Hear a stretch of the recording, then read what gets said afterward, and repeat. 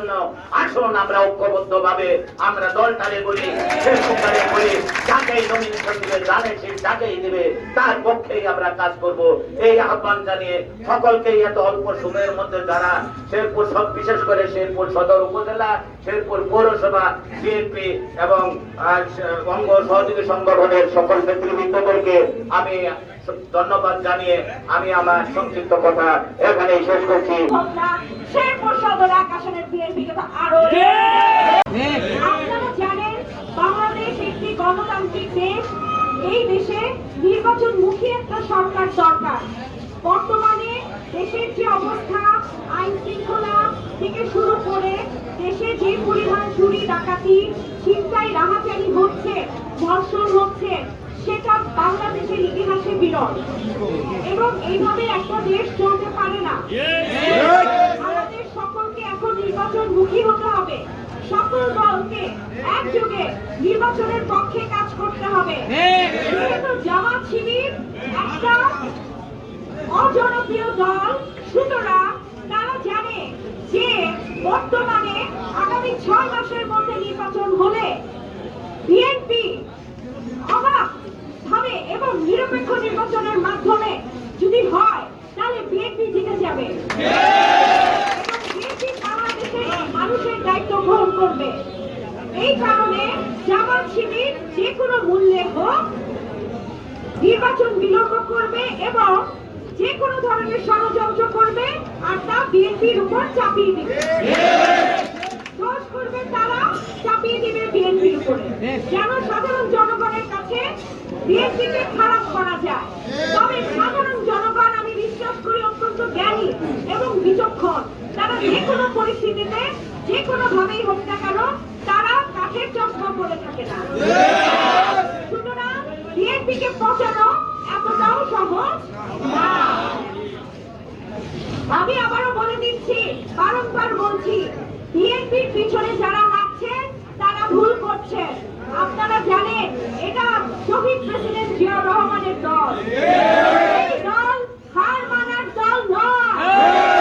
এই দল 17 বছর যুদ্ধ করেছে, জেল জুলুম খেটেছে, অন্যায় অত্যাচার শিকার হয়েছে, ব্যবসা বাণিজ্য ধ্বংস করেছে, পাট খেতে নেতা কর্মীরা ঘুমিয়েছে, কিন্তু এই দল থেকে কোন নেতা কর্মী বের হয়ে যায়নি। আপনারা জানেন শেরপুর সদর আসনে বিএনপি অত্যন্ত শক্তিশালী। এই দলে 2018 সালের নির্বাচনে যখন আমার পিতা নমিনেশন পাওয়া সত্ত্বেও নানামুখী কারণে, ষড়যন্ত্রের কারণে নির্বাচন করতে পারেনি, তখন আমাদের দলের ভারপ্রাপ্ত চেয়ারম্যান এমন একজন ক্যান্ডিডেটকে শেরপুর সদর আসন থেকে সিলেকশন করেছিলেন যিনি পুরো বাংলাদেশে জানিয়ে দিয়েছে শেরপুর জেলা নামে একটি জেলা আছে। শেরপুরের ঘাঁটি, বিএনপির ঘাঁটি আছে।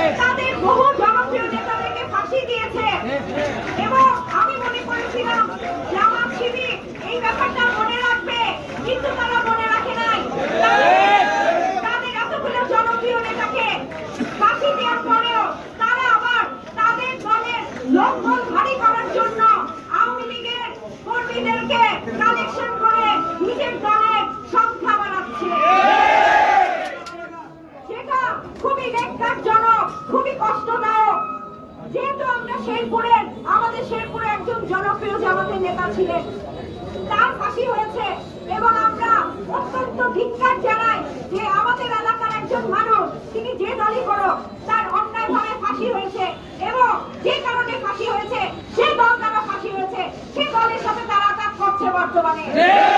আমরা শেরপুরবাসীকে এটা মেনে নিব? আমাদের শেরপুর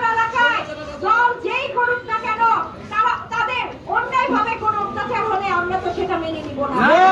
সুতরাং জামাত ইসলামী বর্তমানে যেই দলের সাথে, যেই আওয়ামী লীগ ফ্যাসিস্টের সাথে আঘাত করে তারা তাদের নিজের জনপ্রিয়তা বাড়ানোর চেষ্টা করছে, আপনাদেরকে হুঁশিয়ারি করে বলে দিতে চাই, আপনারা ভুল পথে পা দিয়ে আরো সাধারণ মানুষের কাছে জনপ্রিয়তা হারাবেন। বিএনপি এমন একটি বড় সংগঠন, এই সংগঠনের জনপ্রিয়তা যেহেতু ফ্যাসিস্ট আমলে আওয়ামী লীগ সরকার হারাতে পারেনি, সুতরাং এই 1.5 বছরে আপনারা কিছুই করতে পারবেন না। এবং সাধারণ মানুষ, আমি বলেছি তো, সাধারণ মানুষের কাছে সবকিছু স্বচ্ছ। সাধারণ মানুষ বুঝে। বেশ 5ই আগস্টের পরে আমাদের শেরপুর জেলা বিএনপিকে নিয়েও বিভিন্ন ছোট ছোট দল এবং বিভিন্ন ষড়যন্ত্রমূলক বাহিনীরা চেষ্টা করেছিল শেরপুর সদরের বিএনপিকে ধ্বংসের পথে নিয়ে যেতে। বরঞ্চ শেরপুর সদরের বিএনপি তো ধ্বংস হয়নি, আরো শক্তিশালী হয়েছে, আরো উত্তম গতিতে নতুন ভাবে জেগে উঠেছে।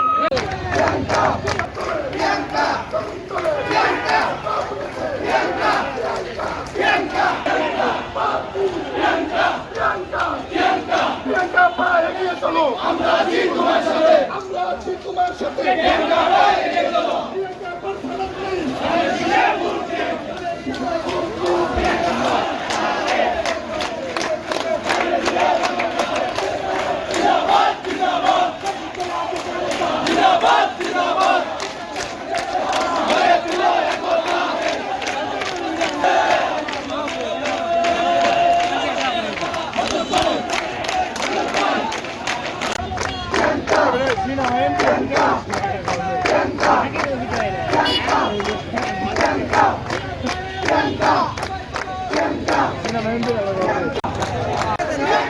Siapa